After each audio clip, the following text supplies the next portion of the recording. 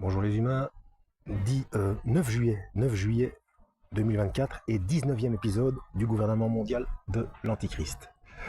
Alors, je vais commencer par le texte qui a été rendu public par un évêque de l'époque en 1850 qui exprime clairement les formes premières par lesquelles ce combat devra s'exécuter. J'avais terminé par la première phrase de ce texte rendu public en 1850. Alors que j'avais pas vu qu'il y avait la suite derrière. Donc je vais recommencer par le début de ce texte. Alors, tenez le prêtre dans la servitude, et quand il s'avisera de trouver ses chaînes trop pesantes, dites que c'est la liberté. Donnez la liberté de conscience aux hérétiques, aux juifs, aux athées, mais prenez garde que ni le prêtre ni le catholicisme n'en jouissent. Entravez, autant qu'il vous sera possible, le ministère du prêtre, séparez-le du peuple dont il est l'ami, le défenseur et le soutien. Ne permettez pas que les œuvres de bienfaisance qu'il a fondées passent par ses mains et le rapprochent du pauvre dont il est le confident et le consolateur. Ôtez-lui tout ce qui pourrait accroître la considération que le peuple a pour lui. Chassez-le des conseils des assemblées délibérantes, des administrations, de partout, afin qu'il tombe dans la condition du paria. Ici, nous retrouvons ce que furent les étapes de base de la révolution culturelle tranquille des années 1960 au Québec. De même que toute la base de la propagande, même si celle-ci est justifiée, au sujet des crimes sexuels commis par des prêtres et des religieux, mettez en tutelle tout ce qui lui appartient, qu'il soit, s'il est possible, étranger dans le presbytère, au cimetière et jusque dans son église. Écartez-le de l'enfance, chassez-le des écoles populaires. Écartez-le de l'enfance. C'est probablement écartez-le de l'enfance. Bon. Séculariser l'enseignement supérieur de manière à l'interdire aux prêtres. Dans la crainte qu'il ne parle trop souvent à la raison du peuple, diminuer le nombre de fêtes, employer le dimanche à des exercices, des banquets, des réjouissances, des occupations qui éloignent le peuple de la morale évangélique. Dites-lui surtout que le travail sanctifie le dimanche mieux que la messe et la prière. Ouais, on voit encore qu'on essaye de mettre en avant le fait que c'est le catholicisme qui est la solution. Non, non, non. C'est la lecture des textes. Et surtout pas le catholicisme. D'ailleurs, quand on lit le texte correctement, ça éloigne du catholicisme. N'est-ce pas au moins quelques 134 ans plus tard l'état actuel de nos sociétés occidentales? Établissez des fêtes nationales, païennes ou de quelque nature qu'elles soient, pourvu qu'elles fassent oublier les fêtes chrétiennes.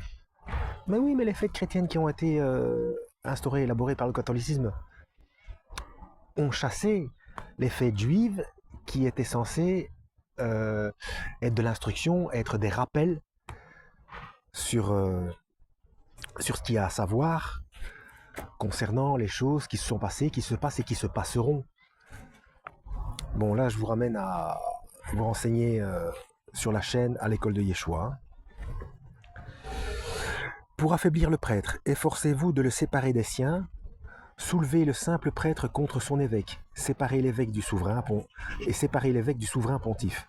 Brisez le lien de la hiérarchie et l'Église croulera. Au lieu des envoyés de Jésus-Christ et de son Église, ayez des maîtres de religion et qu'ils enseignent la vôtre. Ceci n'a-t-il pas été appliqué à la lettre dans la transformation du système d'éducation au Québec à partir des années 60? Faites fermer les cloîtres, chassez les religieux, et quand ils seront réduits à la misère, oh là, il y a du vent. Écartez des œuvres de bienfaisance. Au Québec, tous ces services sont maintenant entre les mains du ministère des Affaires sociales. Chassez des écoles déconsidérées par nos publicistes, vous crierez plus fort que jamais contre leurs usurpations.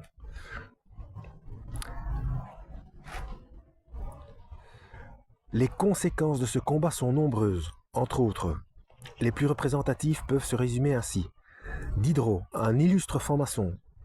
Diderot, en plus. Il y en a un paquet des francs-maçons. Allez voir ma playlist franc-maçonnerie. Là, ils se dévoilent eux-mêmes. Ils se dévoilent eux-mêmes. C'est, alors, la série, cette bande dessinée, la série de ces bandes dessinées s'appelle L'épopée de la franc-maçonnerie. Voilà, Diderot, un illustre franc-maçon, ne dira-t-il pas: le mensonge est si peu essentiellement condamnable en lui-même et par sa nature qu'il deviendra une vertu s'il pouvait être utile. Le Grand Orient de France, par Jean Bidegain, dira au sujet du malfaiteur: il ment comme il respire, sans le moindre effort, c'est là un des fruits de l'éducation maçonnique. Car ses conséquences mènent à l'avant-dernière des luttes pour la franc-maçonnerie avant sa prise du pouvoir mondial, et cette lutte, c'est celle contre la famille.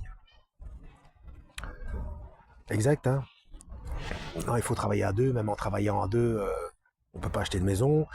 Et ce qui est très intéressant, c'est qu'on est obligé de confier l'éducation des enfants à autrui, en disant, vous voyez, on donne du travail à des personnes qui n'en avaient pas, voilà, ce sont des nounous, etc. Non, non, ce sont ceux qui ont fait les enfants qui doivent s'occuper de leur éducation. La famille, c'est l'obstacle, elle est à détruire, si l'on veut arriver à donner à tous une éducation égale et révolutionnaire. Puisque nous abolissons l'hérédité, l'enfant n'est plus l'héritage du père et de la mère, il appartient à l'État. Vlan. C'est cité par Maxime Ducamp, Les Convulsions de Paris. Bon. Que l'instruction laïque obligatoire donnée par l'État soit seule autorisée et que les parents qui voudraient instruire les enfants à domicile ne puissent le faire qu'avec le concours d'instituteurs ou d'institutrices approuvés et présentés par l'État. Et ici, nous passons volontairement par-dessus toutes les autres conséquences directes que sont, entre autres, celles énumérées plus tôt dans ce volume, et se rapportant au décrochage scolaire, aux drogues, à l'avortement, au divorce, à toutes les formes de violence, enfin auxquelles sont confrontées les sociétés occidentales actuelles. Mais la conséquence la plus représentative des enseignements maçonniques, c'est la naissance, la création, serait-il plus juste de dire, du communisme, sur lequel je reviendrai plus loin. La franc-maçonnerie, pour vouloir à ce point effacer toute trace de religion, ne mène-t-elle pas ce combat précisément dans le but premier d'établir à l'échelle mondiale, sous l'égide d'un gouvernement mondial, par le biais des Nations Unies, sa propre religion mondiale? Instauration de la religion maçonnique mondiale. Dans le livre du maître d'Oswald Worth, nous lisons à la page 22. Reste à savoir si la franc-maçonnerie est oui ou non une religion. J'ai retrouvé la vidéo où je ne sais pas comment est-ce qu'il faut l'appeler, c'est un repenti ou quoi, je ne sais pas. J'ai oublié son nom, mais il est connu, hein, où il explique que la franc-maçonnerie est une religion, quoi. Je vous la mettrai en description. Cesserait-elle d'en être une parce que les autels de ces temples sont consacrés au culte de la liberté, de la fraternité et de l'égalité? Ayons eu courage de nous dire religieux et de nous affirmer apôtres d'une religion plus sainte que toutes les autres. Purifier l'apprenti de toute mentalité chrétienne s'il en a une. Bon, à ceux qui sont d'une autre religion que la religion chrétienne et qui suivent mes vidéos, que vous soyez musulmans, juifs, bouddhistes, tout ce que vous voulez, je rappelle que le seul qu'il faille nier à un moment donné pour accéder à un certain degré dans la franc-maçonnerie, c'est Yeshua, c'est Jésus-Christ. Personne d'autre, hein. Ce n'est pas Myriam, donc la Sainte Vierge, ce n'est pas Moïse, ce n'est pas Mohammed Rasulullah, le prophète Mahomet, ce n'est pas le Dalai Lama, tout cela, ça ne dérange pas, hein. Le Christ dérange. La maçonnerie est une religion, elle prétend sauver l'homme et le perfectionner. Quelle est la religion de la maçonnerie? C'est le pur déisme, convaincre l'initié que la maçonnerie possède seule la vraie religion, le gnosticisme. Allez voir ma vidéo sur la vérité sur la gnose. Parce que la gnose, ici, on voit encore une fois son influence catholique. Pour le catholique, la gnose, c'est du satanisme. Non, c'est encore une fois quelque chose qui a été volé par Lucifer. C'est à cause de la gnose, d'ailleurs, de cette peur de la gnose qu'on a enlevé l'évangile de Thomas, mais on aurait dû aussi enlever l'évangile de Jean et tous les versets où on parle de l'immersion l'immersion dans l'Esprit Saint et de la nouvelle naissance. Donc la discussion qu'il y a eu notamment avec Nicodème. Donc Non, non, gnosticisme, la gnose. Tous ceux qui sont nés de nouveau sont gnostiques. Mais la vraie gnose. C'est le même problème qu'il y a avec le sionisme. C'est pareil, hein.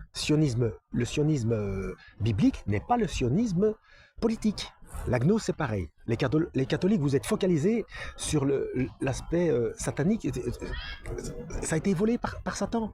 Mais la gnose, la vraie gnose, c'est la nouvelle naissance. C'est avoir été baigné, immergé dans l'Esprit Saint. Voilà. D'ailleurs, gnose veut dire connaissance. Voilà. Donc, je vais essayer de la mettre aussi, parce que je ne peux mettre qu'une seule vidéo en description à la fois. Donc, chaque fois, il faut attendre que la vidéo soit publiée, que je puisse retrouver les autres, quand j'ai la connexion, que j'y pense à la remettre, etc. Bon, je vais essayer d'y penser. Hein. Notre religion, disait en 1881 le franc-maçon Bella devant le Grand Orient de France, est la religion naturelle unique, universelle, immuable. C'est la franc-maçonnerie. Et Oswald Wirth résume l'origine et le sens même de la religion maçonnique en ces termes.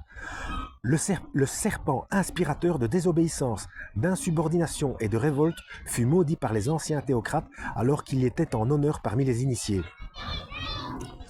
11 minutes. Et il y a une école qui vient jouer, donc ça va commencer à être très bruyant. On va s'arrêter là. Donc, je vous dois en description la vidéo sur la gnose, la playlist complète, enfin jusqu'à présent, franc-maçon, gouvernement mondial de l'Antéchrist évidemment. Et troisième, oui, ce repentir entre guillemets qui explique que la franc-maçonnerie est une religion. Bon, ok. Que Dieu vous guide.